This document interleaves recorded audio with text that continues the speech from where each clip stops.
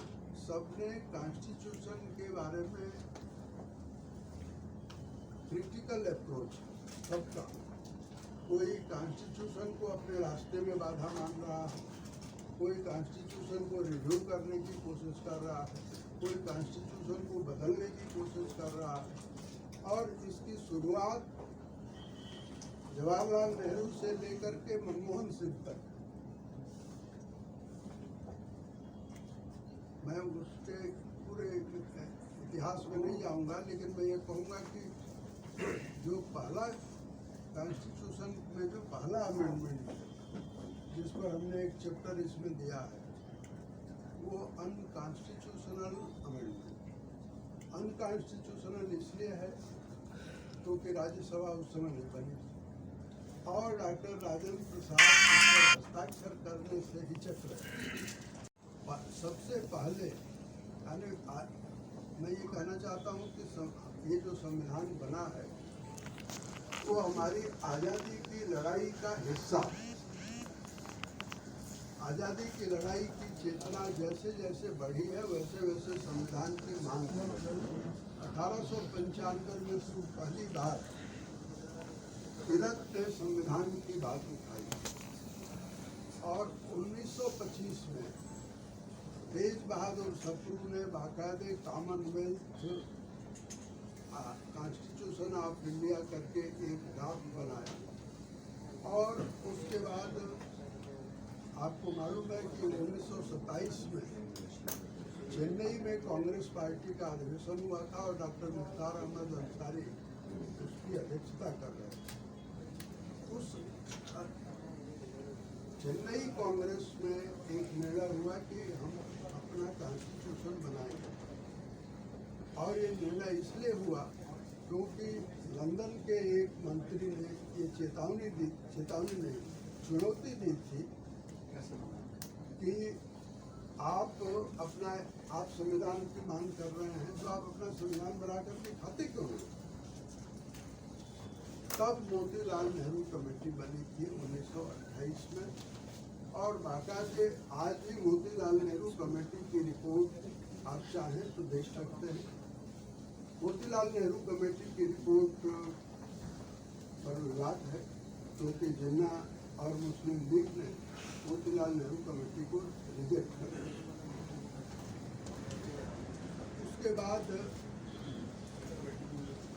जो सबसे महत्वपूर्ण बात इस किताब में है और मुझे लगता है कि और कहीं नहीं है, अभी तक कहीं नहीं है, मैं ये कह सकता हूँ, वो ये कि संविधान की बात तो सब लोग कर रहे हैं लेकिन पंडित जवाहरलाल नेहरू को इस बात का श्रेय है कि वे पहले इंसान हैं, पहले राजनीतिक नेता हैं जिन्होंने लंदन के एक अखबार में लेख लिखा और उस लेख में उन्होंने संविधान सभा नाम का कॉन्सेप्ट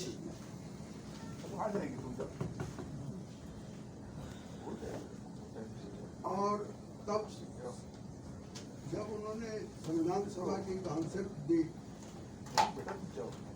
तो उसके 8 साल बाद महात्मा गांधी ने संविधान को स्वीकार किया और एक उनका लंबा लेख है जिसमें उन्होंने कहा कि मैं जवाहरलाल नेहरू से सहमत हूँ कि संविधान अगर बनेगा तो कम्युनल हार्मनी आएगी, हम जो आज़ादी की लड़ाई लड़ रहे हैं आज़ादी आएगी। ये दो मामले ऐसे हैं जो संविधान के जरिए आ सकते हैं, संविधान सभा के जरिए आ सकते हैं। तो उन्होंने भी इसकी तायद की, इसका समर्थन किया। अब एक लंबी कहानी है इसलिए मैं उस पर नहीं जाऊंगा। 9 दिसंबर 1946 को संविधान सभा बैठती है और आप जानते हैं कि 9 दिसंबर 1946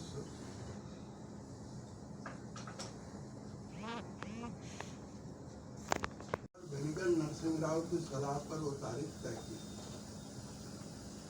लेकिन मुस्लिम लीग ने ये घोषित कर दिया था कि हम संविधान सभा में नहीं जाएंगे तो लॉर्ड एटली जो प्राइम मिनिस्टर हो गए थे, उन्होंने एक मीटिंग बुलाई लंदन में, और जवाहरलाल नेहरू उसमें जाने के लिए तैयार नहीं, लेकिन लॉर्ड एटली ने नेहरू से स्वयं आग्रह किया और नेहरू तैयार हुए। तो जवाहरलाल नेहरू और सिखों के नेता, मैं नाम भूल रहा हूँ उस समय, सरदार बलदेव जिन्ना और लियाकत अली और खुद लॉर्ड वेवेल, ये 5 लोग एक ही जहाज से लंदन जाते हैं। 3-4 दिन वहाँ बातचीत होती है, लेकिन 6 तारीख को जो डिक्लेरेशन हुआ उससे कांग्रेस असहमत थी और वापस जवाहरलाल नेहरू आकर के और 7 या 8 को आ गए, मेरे ख्याल 8 को आ गए, और 9 तारीख से ये कॉन्स्टिट्यूएंट असेंबली शुरू हुई।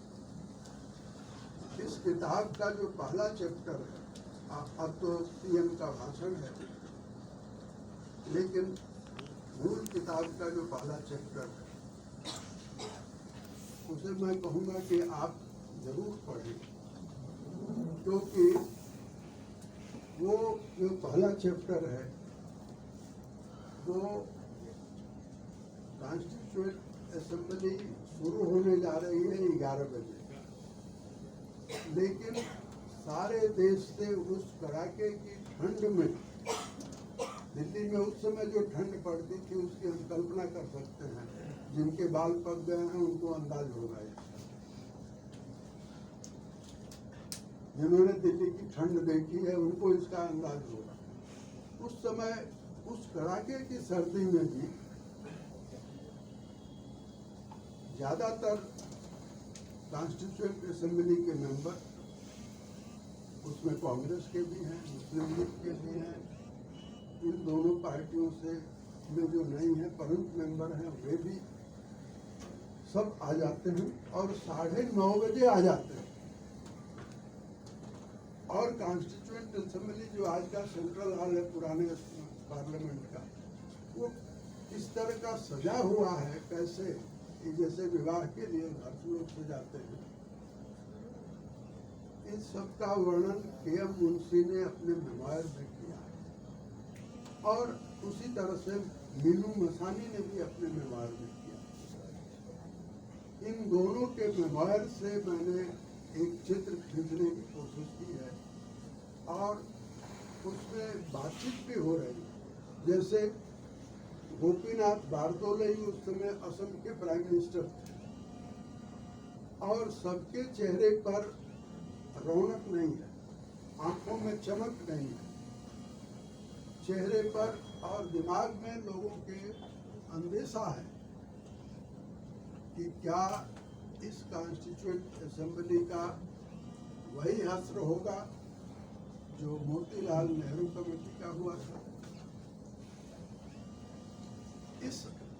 यानी मैं ये कहना चाहता हूँ कि कॉन्स्टिट्यूएंट असेंबली का बनना या उसकी बैठक होना महत्वपूर्ण नहीं है। महत्वपूर्ण यह है कि इस कॉन्स्टिट्यूएंट असेंबली ने तमाम बाधाओं के बावजूद अपना काम पूरा किया और ये जो कॉन्स्टिट्यूएंट असेंबली है वो 3 फेज में गुजरती है। 9 दिसंबर से लेकर 22 जनवरी 1947 ये पहला फेज है। 22 जनवरी 1947 वो तारीख है जब कॉन्स्टिट्यूएंट असेंबली ने सर्वसम्मत से संविधान के का जो ऑब्जेक्टिव रेजोल्यूशन है उसको स्वीकार कर दिया। दूसरा फेज शुरू होता है उसके बाद और 3 जून 1947 तक वो दूसरा फेज चलता है। 3 जून को हमको मालूम है कि 3 जून की शाम को भारत के विभाजन की घोषणा हुई